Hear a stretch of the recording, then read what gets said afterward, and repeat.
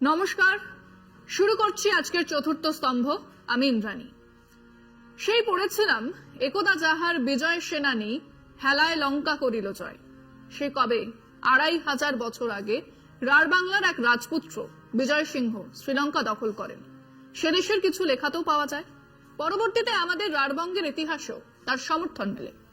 তবে ওই হেলায় লঙ্কা করিল জয়টা অতটা হেলাফেলা করেই এসেছিল কিনা তা জানা নেই।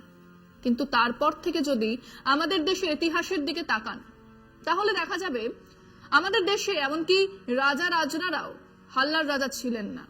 পররাজ্য দখল করার দিকে তাদের মন ছিল বটে, কিন্তু তাই উপমহাদেশের সীমানার মধ্যেই, মানে দাক্ষিণাত্য থেকে চোল রাজারা এসেছেন উত্তর দখল করতে, উত্তর থেকে মৌর্যরা গেছেন দাক্ষিণাত্য জয় করতে, মারাঠারা জয় করেছিল দিল্লি, এরকম আর কি।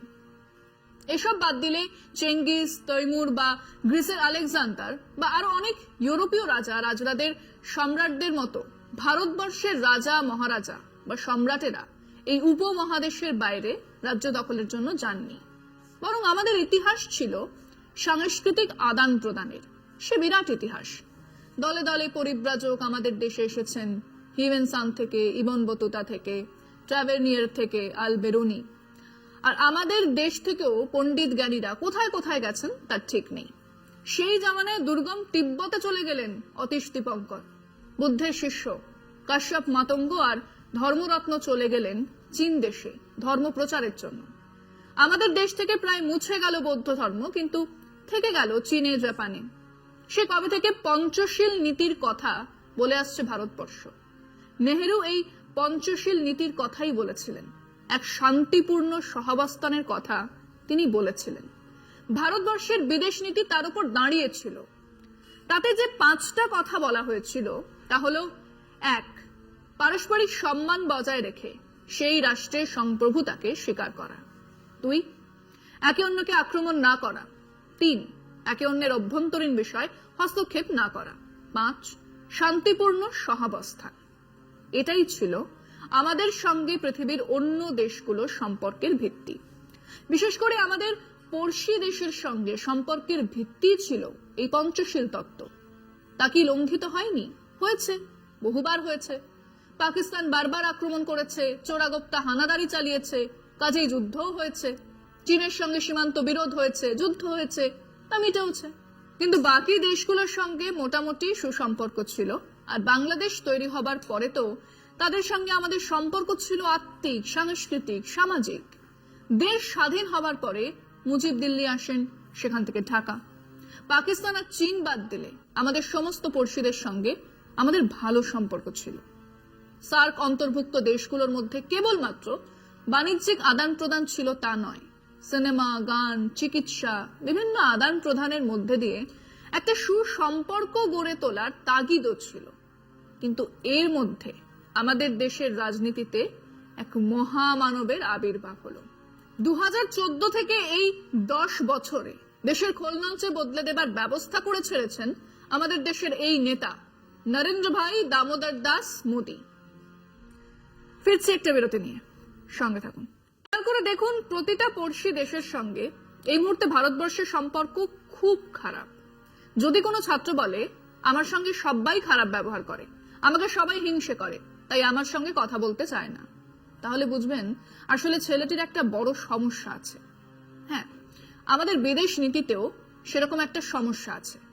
আসলে রাষ্ট্রনীতি আর পররাষ্ট্রনীতি, সে আপনি যাই বলুন না কেন, সবটাই আপাতত মোদীর সখাদের ওপর নির্ভরশীল। স্বার্থ দেশের নয়, স্বার্থ পড়শিদেরও নয়, একমাত্র বিবেচ্য হলো আদানি আম্বানিদের স্বার্থ। ভুটান একটা দেশ যাকে দেশের 60% মানুষ ভারতবর্ষের অংশই মনে করত। সেই ভুটান ছিল চীন আর ভারতের মধ্যে একটা বাফার এরিয়া। সেই ভুটান এখন ভারত বিরোধী। আগে ভারতীয়রা অবাধে ভুটানে বেড়াতে যেতে পারত, এখনো পাসপোর্ট লাগে না, কিন্তু বেড়াতে গেলে মাথাপিছু যে টাকা দিতে হয় তা চমকে দেবার মতো। আগে ট্রেনে করে ফুনসিলিং চলে যাও, তারপর ঢুকে যাও ভুটানে।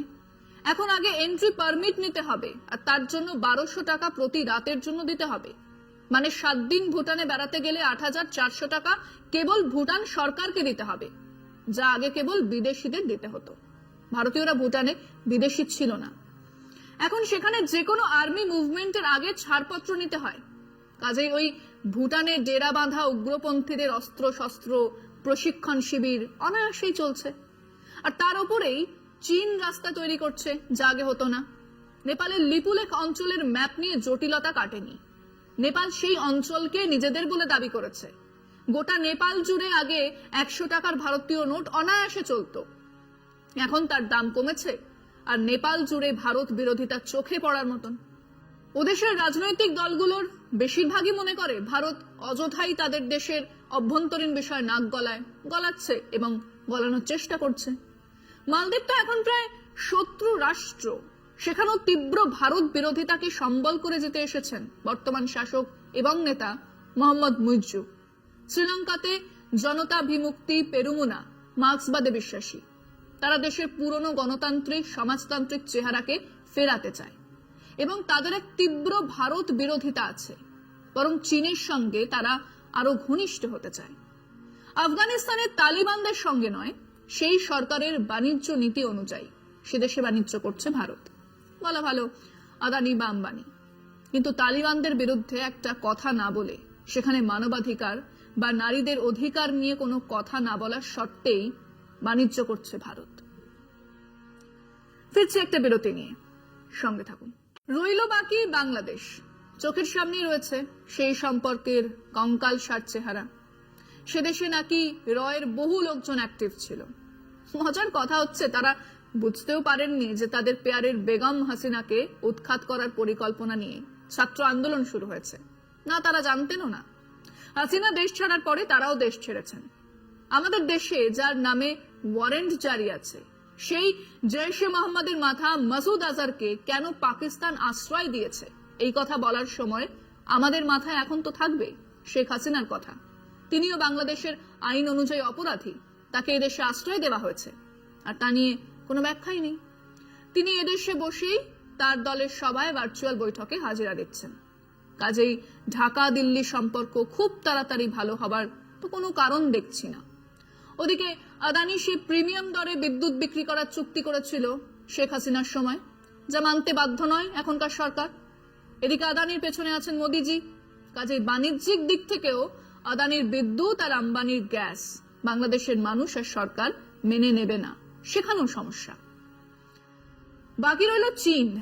তারা তো আমাদের দেশের ইলেকট্রনিক্স আর খেলনা বাজারে সিংহভাগ দখল নিয়েছে। আমাদের উত্তর সীমানা বরাবর বিরাট রাস্তা তৈরি করছে। তারা জানে এ সরকারের ওই ঘর মে ঘুসকার মারেঙ্গে বা 56 ইঞ্চ কা সিনা ইত্যাদি বাওয়াল এবং কেবল ওই পাকিস্তানের জন্যই রাখা আছে। মানে যে পঞ্চশীল নীতি নিয়ে ভারতবর্ষ একদিন তাদের পড়শিদের সঙ্গে সুসম্পর্ক তৈরি করার চেষ্টা করেছিল, কিছুটা সফলতা পেয়েছিল, সেই পঞ্চশীলের নীতিতে বিশ্বাসই করে না এই আরএসএস বিজেপি।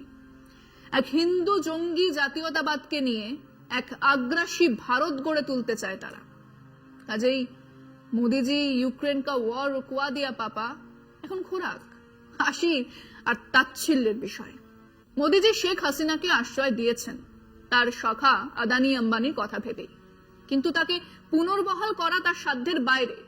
কাজেই আরএসএস বিজেপির তীব্র হিন্দু জঙ্গি জাতীয়তাবাদের এক কাউন্টার ন্যারেটিভ গড়ে উঠেছে বাংলাদেশে, যার তাপ উত্তাপ সইতে হচ্ছে সেখানকার সংখ্যালঘু হিন্দু বৌদ্ধদের।